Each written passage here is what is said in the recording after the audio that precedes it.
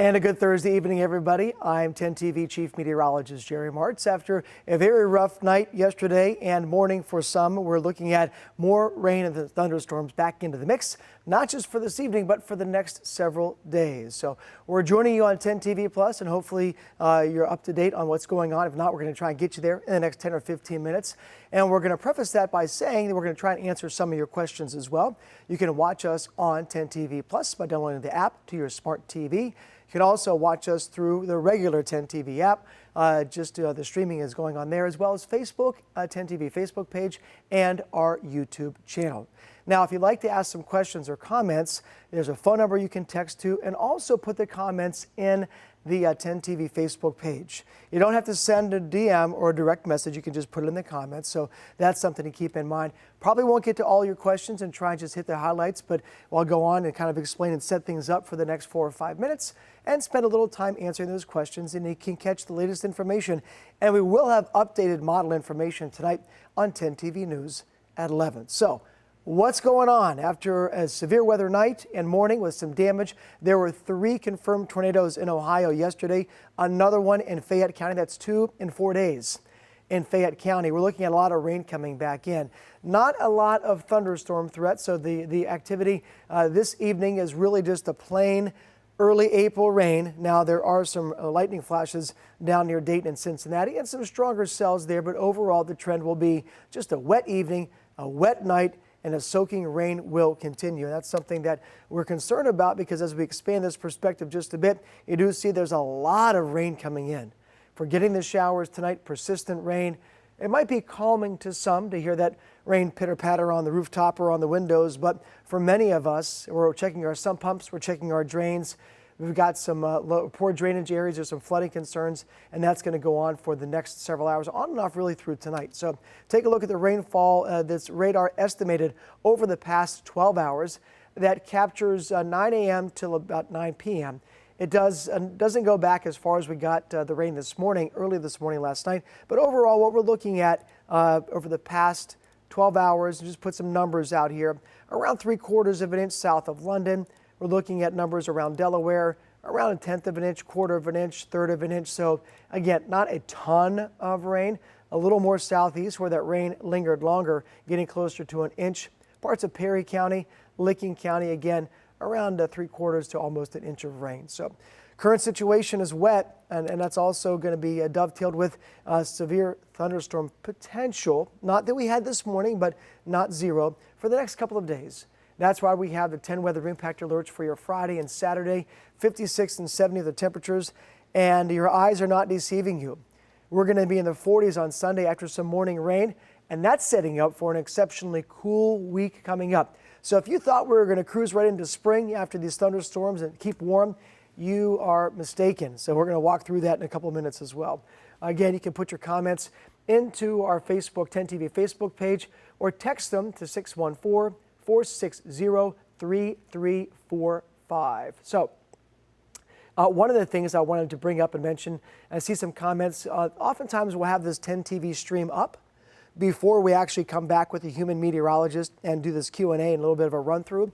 There's no sound on our weather wheel, and we'll just refer to that as the weather wheel. It walks you through some timely and topical pieces of weather information. There's no sound in that, so that's why you're not hearing anything until you see a meteorologist or hear a meteorologist. So just know that you can always drop into the 10 TV Plus stream around weather time, around the evening or the nighttime hours, around when we're doing these 10 TV Plus streams, that you'll just see kind of a rotating wheel of weather information until we pop on. And try and do that. We try and do that at the top or the bottom of an hour, just for convenience sake. And when the weather's like this, we're probably going to do it again tomorrow at 8 o'clock. So big picture again, 10 weather impact alerts for Friday and for Saturday. We're looking at that flood watch. That goes all the way, started yesterday, goes all the way through Sunday morning. And you saw part of the reason why, on top of the rain and storms we had this morning, we're getting a good slug of moisture in tonight. And we're going to walk you through not just the rain threat, but also the possibility of some stronger storms. This is some newer model information, and I don't want you to look and hone in exactly down to the 100th of an inch. I want you to look at this picture at large like I am. Basically, the takeaway is rain. a lot of rain and just about everywhere between 2 and 3 and almost 4 inches of rain. And that's kind of been the convergence of the models. And oftentimes you hear us talk about models and times and this model and that model. A lot of the models are converging on a solution and trending toward this very heavy rainfall, again, between 2 and 4 inches. That is on top of what we already have from this morning and what we're getting tonight. So again, a very, very wet situation coming up. Now, we're going to walk you through this hour by hour. We can come back on camera so I can provide a little additional context. This is one of the models we use.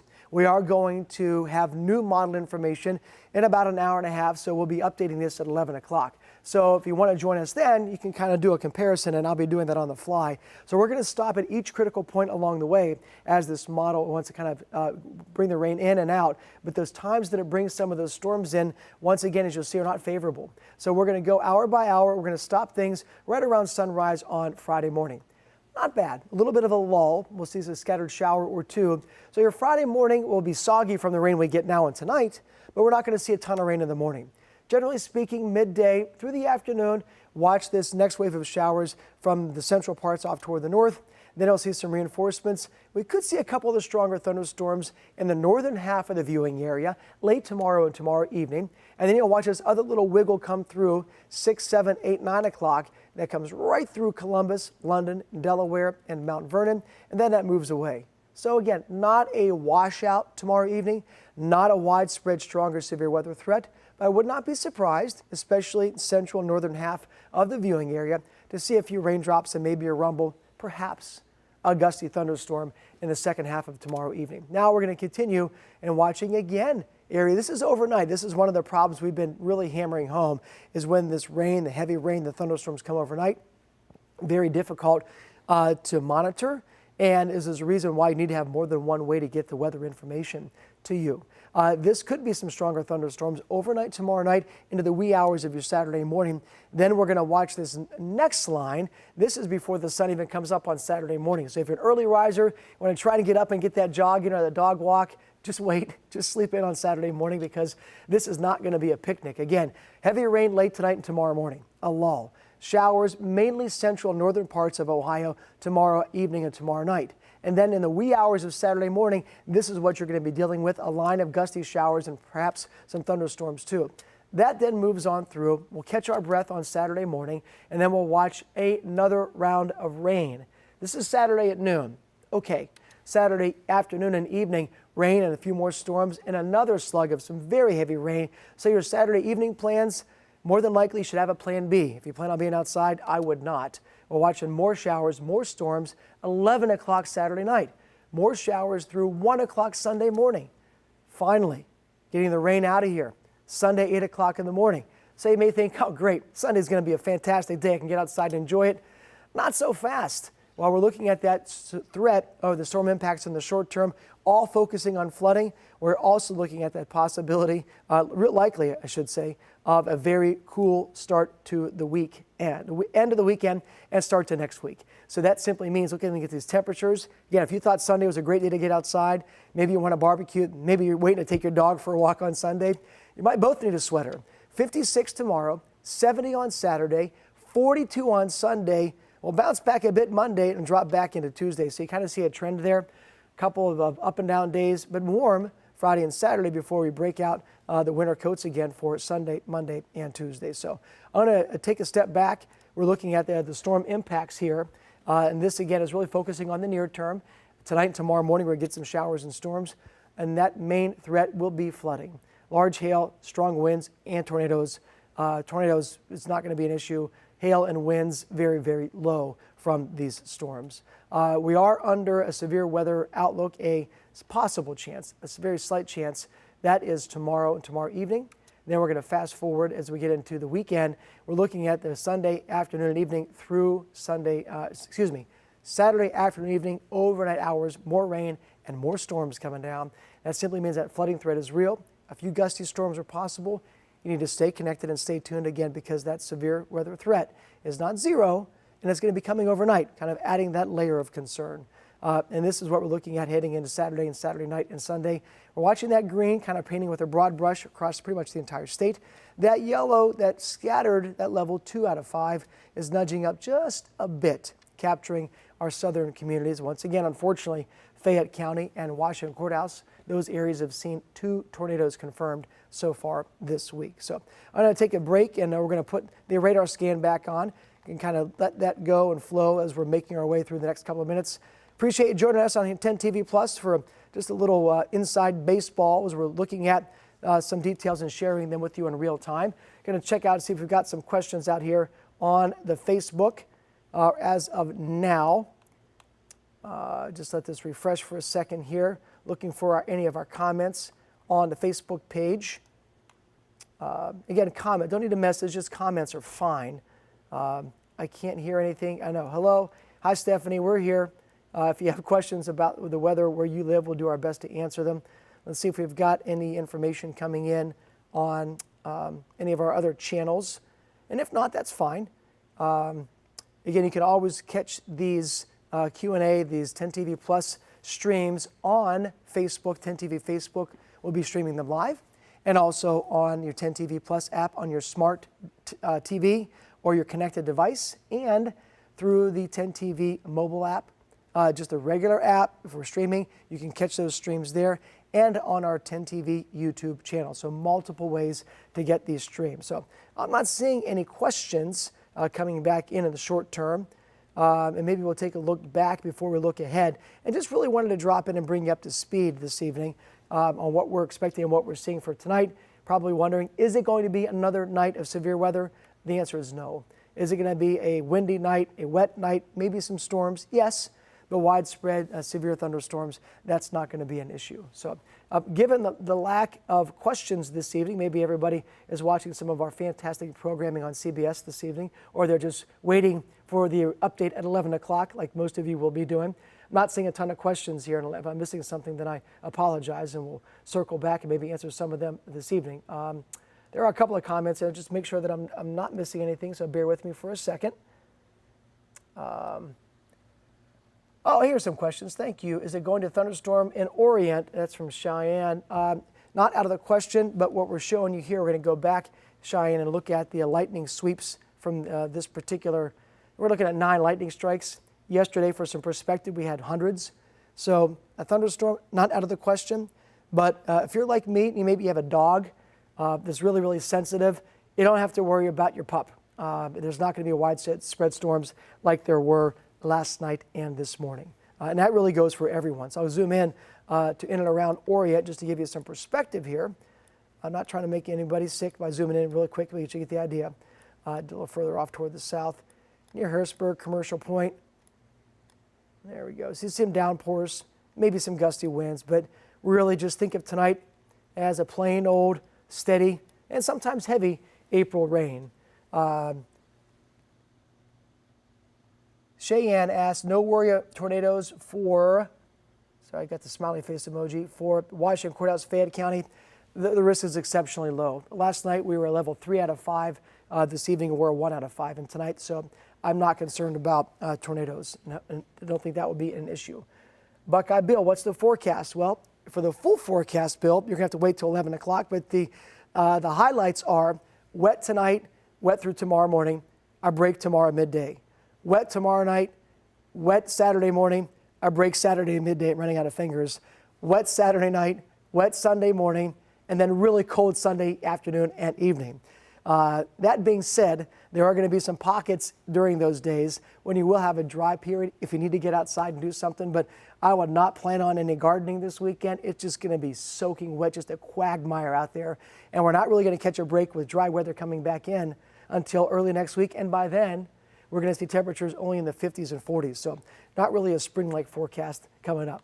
So hopefully that will not be a little bit cavalier, a little bit flippant on some of these behind-the-scenes conversations. So again, the real forecast will be at 11 o'clock, and it's also worth mentioning that we're going to have some updates for you there in terms of some new model information. So say hey. Hi, Joyce. Thank you. Hocking County, Angie. You guys got rocked last night, and as a frame of reference, that what we're seeing this evening, I'm just zoom down quickly to Hocking County. some downpours, some wind, maybe a little bit of lightning coming back in as we just move back and forth across Hocking County. We're not doing this to track thunderstorms tonight. We're just paying a little bit of attention to our friends down 33 toward Hocking County, toward the beautiful Hocking Hills.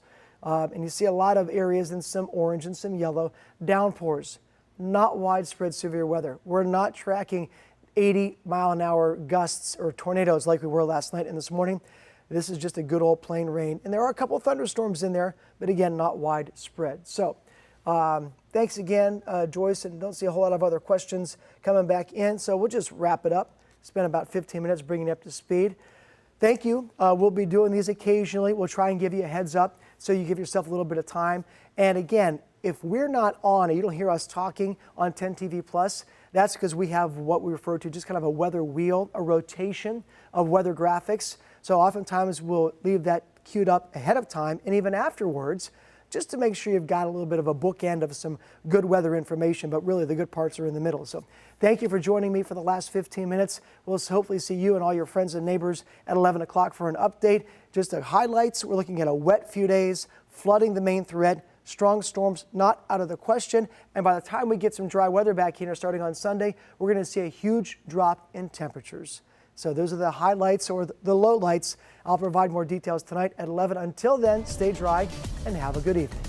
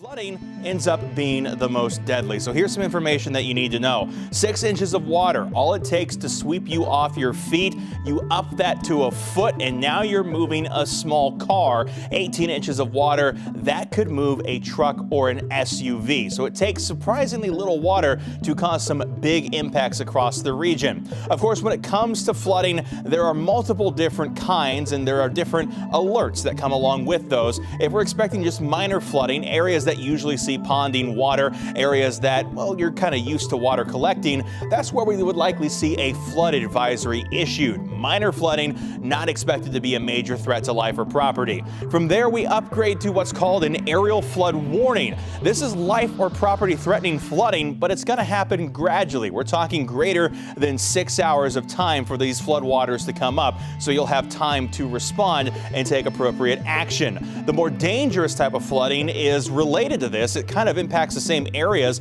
that were not expected to usually get flooding. It's flash flooding. This is life or property threatening life-threatening flooding that happens rapidly. This could be on the order of minutes to just a few hours. When you have a flash flood warning come out, these are the types of alerts that you need to respond to immediately, as situations could change very rapidly and become dangerous very quickly.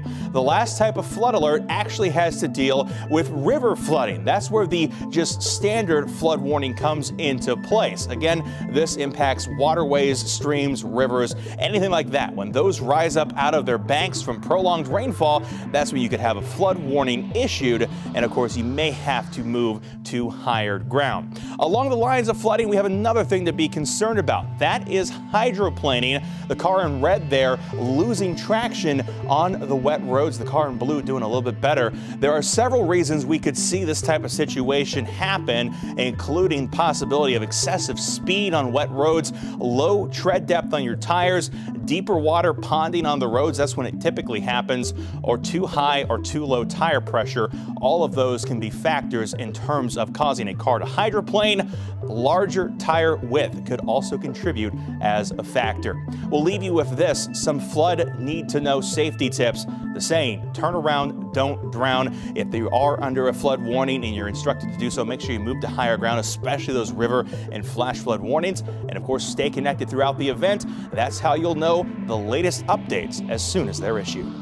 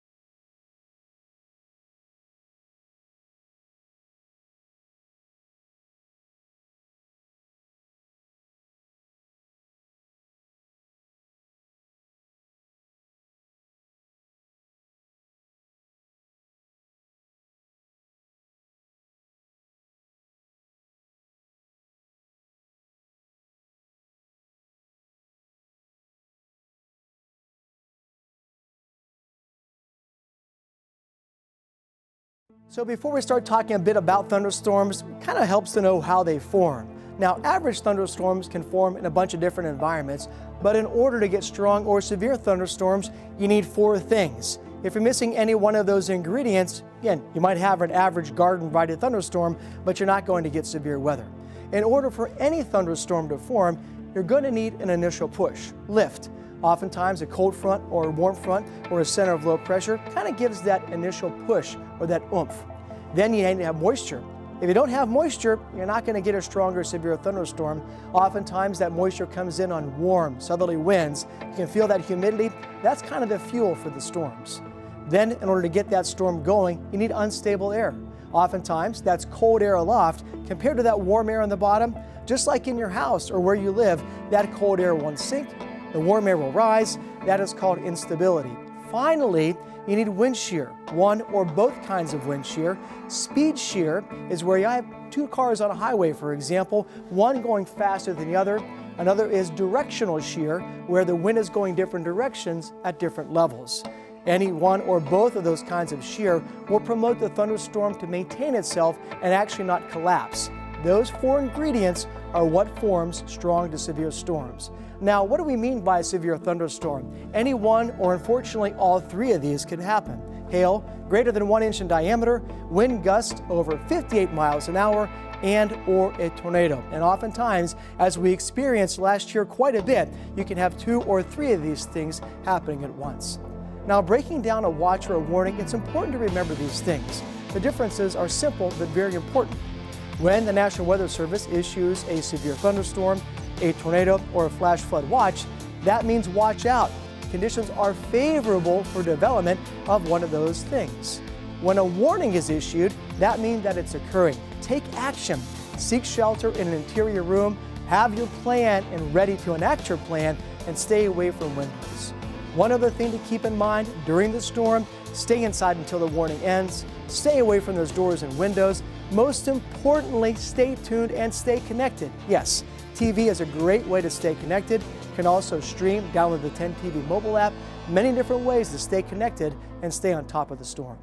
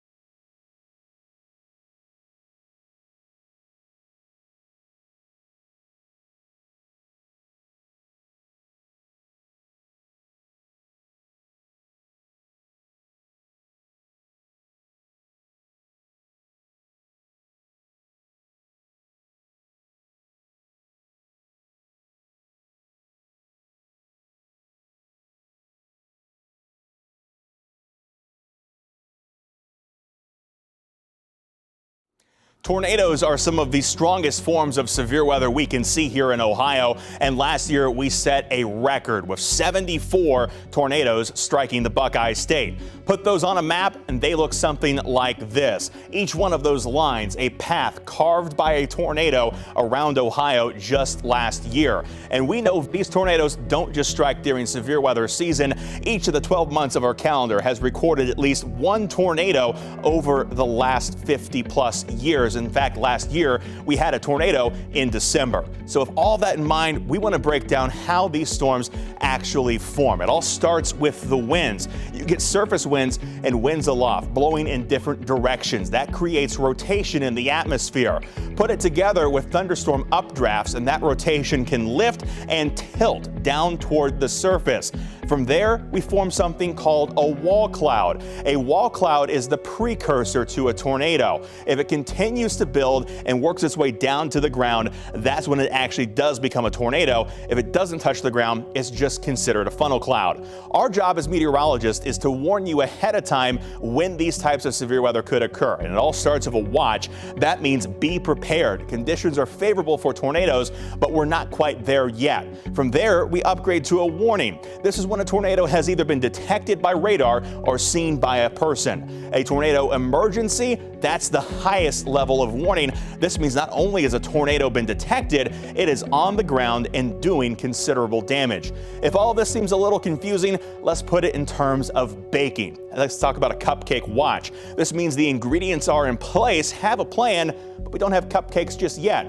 A cupcake warning, well, the baked goods are done. The storms are here. It's time to take action. Of course, that tornado action plan does need to include some important steps, including grabbing important documents and pets, going to your safe place, and staying connected to get the latest alerts until those storms have passed. And the reason this is so important is just because of the damage that tornadoes can cause. I want to show you how strong these winds can get. The weakest level tornado, EF0, that's going to cause minor damage to roofs and trees. We upgrade from there to an EF1. Lots of shingles missing, power poles coming down at this point, and it only gets worse from here. We upgrade this to an EF2. That's when roofs start to get blown off of houses and cars flipped over. And EF3, we're destroying entire floors of a house. And EF4, that's leveling even well-built houses. Cars are thrown great distances. And once we get to an EF5, there's nothing left but a concrete slab,